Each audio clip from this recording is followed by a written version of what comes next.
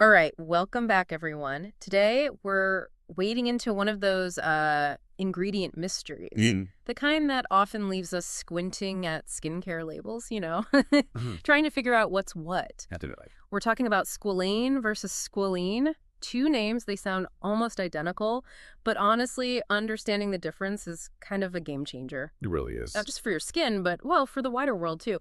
We found some really eye-opening information on this from a fantastic blog we were reading. Yeah, Squalene and Squalane. It looks like a typo sometimes, doesn't it? Totally. But that one single letter, it changes everything. Knowing the nuances here really helps you make better choices for your routine, like you said, and for sustainability. So let's start with squalene. That's E-N-E, with the E. Right. The original one, sort of. Yeah, it's a compound our own bodies actually make naturally. It's a key part of our skin's sebum. That natural oil. Exactly, keeps skin hydrated, protected. Now, you can find some squalene in things like olive oil, amaranth oil, Some plants, yeah. but historically, the big source, the main commercial one, deep sea shark livers. And that's where the story gets, well, pretty concerning. That historical reliance on shark livers. Yeah. While it was, for a long time super cheap and a really concentrated source, the environmental cost was just devastating. How so? Well, think about the demand. Huge. Not just cosmetics, but pharmaceuticals, other industrial uses too.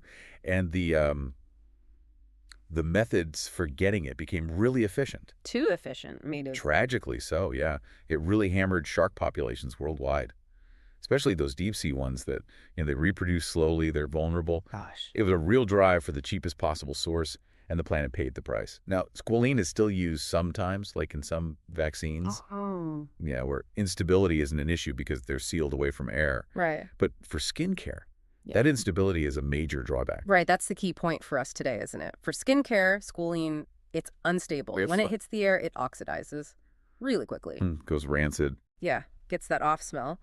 But worse, it starts making damaging free radicals. Not what you want anywhere near your face. Definitely not. Free radicals can actually speed up the visible signs of skin aging. Exactly. And yet, despite knowing the instability, the rancidity risk, the free radicals, the main reason shark liver squalene was used for so long. Let me guess. Cost. Bingo. Yeah. Just cost. Yeah. It was simply way cheaper to extract in bulk than to, develop plant-based options at scale back then. So the beauty industry played a big part.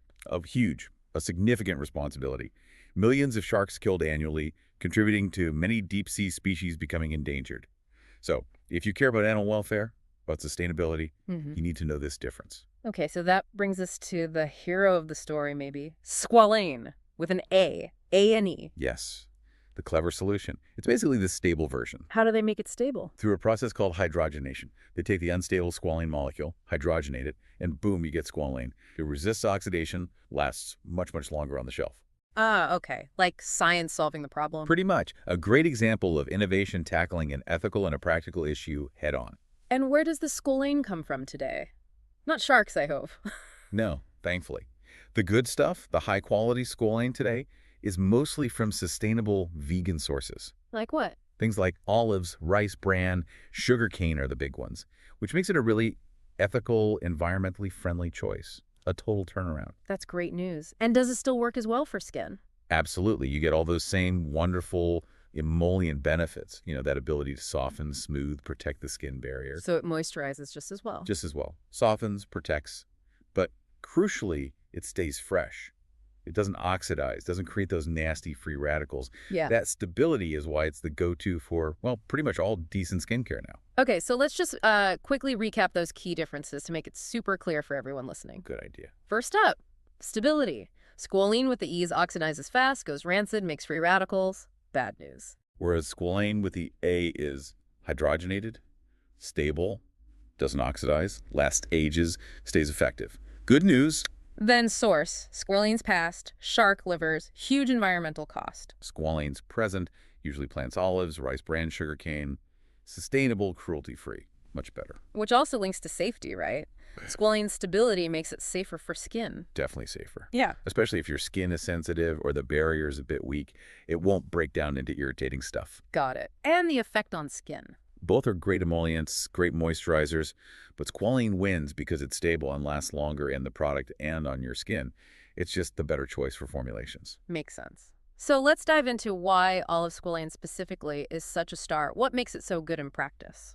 Oh, it's just brilliant stuff. It delivers everything you want from a facial oil, really, without any of the downsides we talked about. It's just so versatile. Versatile how? Well, it works for all skin types. It's super lightweight, not greasy at all, sinks in really easily, helps keep that skin barrier strong and healthy. Even for oily skin, sometimes oils feel counterintuitive there. Especially for oily skin, actually. Yeah. It mimics the skin's natural oils so well that it helps balance oil production. It can actually trick your skin into producing less oil. Oh, interesting. Yeah.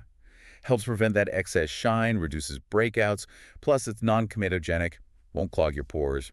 Big plus. So it works with your skin. I like that. Exactly. And it's deeply hydrating. Gives you that lasting moisture, soothes dry, flaky patches, locks it all in so your skin feels soft, comfy all day. And you mentioned sensitive skin. Hugely beneficial there. It's really gentle for sensitive and problem skin. Think eczema, psoriasis, just general sensitivity. It helps restore that skin barrier. So less dryness, less flaking. Less of that awful, icky, tight feeling you get with flare-ups. The National Eczema Association even gives it a thumbs up. Good to know. Of course, always patch test first, see how your skin likes it. And if you're looking at other ingredients for similar issues, things like glycogen phytoscerix is the brand name, and tamanu oil are also worth checking out. Okay. Reading that blog, I also saw something about how it affects other oils. That seemed quite cool. Ah, yes. That's a great, often overlooked benefit. It's fantastic for enhancing other oils. How does that work? It basically makes heavier oils, think castor oil, macadamia, avocado, even shea butter, feel much lighter and more sort of elegant when you blend them together. Oh, so it improves the texture. Massively. Makes them feel less greasy, more silky. It really elevates the feel of thicker oils. Plus, you get antioxidant protection helping shield your skin from daily stresses, maybe even helping with dark spots over time. And anti-aging. And anti-aging benefits, yeah. Helps soften fine lines, smooths texture, generally promotes a more youthful look. It just supports healthy skin all around. Okay, so squalane is clearly amazing for skin, but it doesn't stop there, does it? The blog mentioned hair and beards, too. Absolutely. It's not just for faces. You can use it in your hair or beard routine, too. How? Like a conditioner? Sort of. You can put a few drops on before washing or before heat styling, and it acts like a heat protectant, shielding the strands. Nice. It also adds a really nice healthy shine to hair and beards, makes them look glossier, healthier, and using it regularly can help reduce breakage, strengthens the hair, helps prevent split ends. Multi-talented stuff. So, okay, how do we actually use it? What's the best way to get it into the routine? Super easy. Just straightforward. After cleansing, after any watery serums, but before your heavier creams or sunscreen. Right. Just apply a few drops to clean, slightly damp skin. That helps it lock in the moisture. Just straight onto the face? Yeah, use it as your daily facial oil. Or, if you like your current moisturizer, just mix a drop or two into that for an extra boost. And for hair or beards? Even simpler. A tiny amount, smooth it over the ends of your hair or work it through your beard. Softness, shine, done. A little goes a long way. Perfect. Now back to the ethics for a moment. Is squalane always vegan and cruelty-free? That's important to a lot of people. It is. And this is where checking labels is key. If the squalane comes from olives or rice or sugarcane, then yes, absolutely vegan and cruelty-free. So look for plant-derived. Exactly. Or if it specifies the source olive, sugarcane. That tells you you're avoiding the old shark-derived stuff.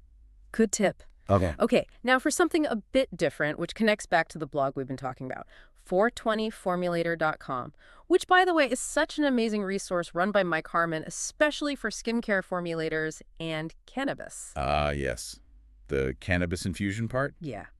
Can you infuse cannabis directly into squalane? Well, it's a bit tricky. Squalane itself isn't the best choice for the direct infusion. Why not? Because while squalane is pretty stable with gentle heat, the higher temps and the long time, like 2 or 3 hours you need for a good cannabis infusion, and especially for decarboxylation. That's the process that activates the cannabis compounds. Exactly. That heat and time can actually damage the squalane itself, compromise its quality. Ah, okay. So you can't just chuck it all in a pot together. Not ideally, no. But there's a smart workaround. Oh, too tough. What you do is, first, infuse your cannabis into an oil that can handle the heat better.